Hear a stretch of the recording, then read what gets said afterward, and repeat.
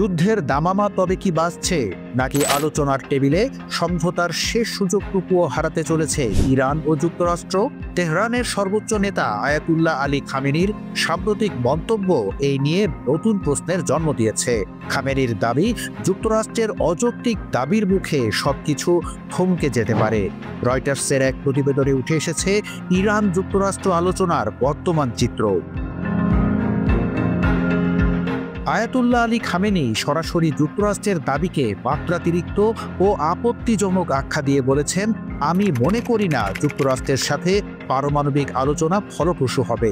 আমি জানি না কি ঘটবে, তবে এই হতাশাব্যঞ্জক উক্তি স্পষ্ট করে দিয়েছে তেহরান ওয়াশিংটনের অযৌক্তিক দাবিগুলো মানতে নারাজ। এই মন্তব্য এমন এক সময় এলো যখন দুই দেশের মধ্যে 4টি দফায় আলোচনা ইতিমধ্যেই ফলাফল ছাড়াই শেষ হয়েছে।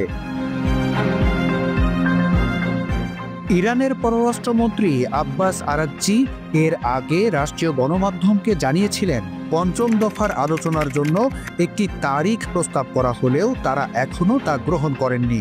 আমরা মার্কিন পক্ষের এমন সব অবস্থান দেখছি যা কোনো যুক্তির সঙ্গে সঙ্গতিপূর্ণ নয়, আলোচনার জন্য সমস্যা তৈরি করছে।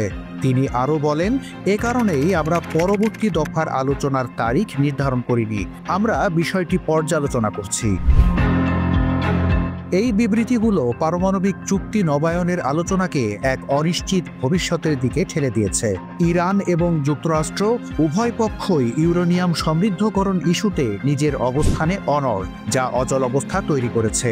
ইরানের উপপররাষ্ট্রমন্ত্রী মাজিদ তাখত রাভানচি সোমবার সতর্ক করে দিয়েছিলেন, যদি ওয়াশিংটন ইউরেনিয়াম সমৃদ্ধকরণের অভ্যন্তরীণ কার্যক্রম থেকে তেহরানকে বিরত রাখার উপর জোর দেয়, তাহলে আলোচনা ব্যর্থ হবে। যুক্তরাষ্ট্র দাবি করে এই ইউরেনিয়াম সমৃদ্ধকরণ পারমাণবিক বোমা তৈরির একটি সম্ভাব্য পথ। তবে তেহরান বরাবরই তার পারমাণবিক শক্তি কর্মসূচিকে সম্পূর্ণ শান্তিপূর্ণ বলে দাবি করে আসছে। গত সপ্তাহে মার্কিন প্রেসিডেন্ট ডোনাল্ড ট্রাম্প তেহরানকে দ্রুত পদক্ষেপ নিতে বলেছিলেন, অন্যথায় খারাপ কিছু ঘটতে চলেছে এমন হুঁশিয়ারিও দিয়েছিলেন। যদিও ইরান দাবি করছে তারা ওয়াশিংটনের কাছ থেকে কোনো লিখিত প্রস্তাব পায়নি। ট্রাম্প বরাবরই ইরানকে বোমা হামলা এবং কঠোর নিষেধাজ্ঞার মুখোমুখি হওয়ার বিষয়ে সতর্ক করেছেন। ট্রাম্প পারমাণবিক কর্মসূচিতে সমঝোতায় আসতে ইরানকে বাধ্য করতে চান। ট্রাম্প প্রথম মেয়াদে 2015 সালের পারমাণবিক চুক্তি থেকে যুক্তরাষ্ট্রকে প্রত্যাহার করে নিয়েছিলেন। ওই চুক্তিটি আন্তর্জাতিক নিষেধাজ্ঞা থেকে মুক্তির বিনিময়ে তেহরানের সমৃদ্ধকরণ কার্যক্রমে কঠোর সীমা আরোপ করেছিল। সেই প্রত্যাহারের পর থেকেই দুই দেশের মধ্যে উত্তেজনা তুঙ্গে, নতুন করে চুক্তির চেষ্টাও বারবার হোঁচট খেয়েছে।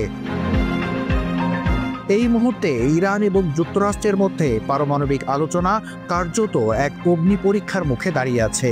একদিকে ইরান তাদের পারমাণবিক অধিকার ও অভ্যন্তরীণ ইউরেনিয়াম সমৃদ্ধকরণের ওপর কোনো রকম নিয়ন্ত্রণ মানতে রাজি নয়, অন্যদিকে যুক্তরাষ্ট্র পারমাণবিক অস্ত্রের বিস্তার রোধে দৃঢ় প্রতিজ্ঞ।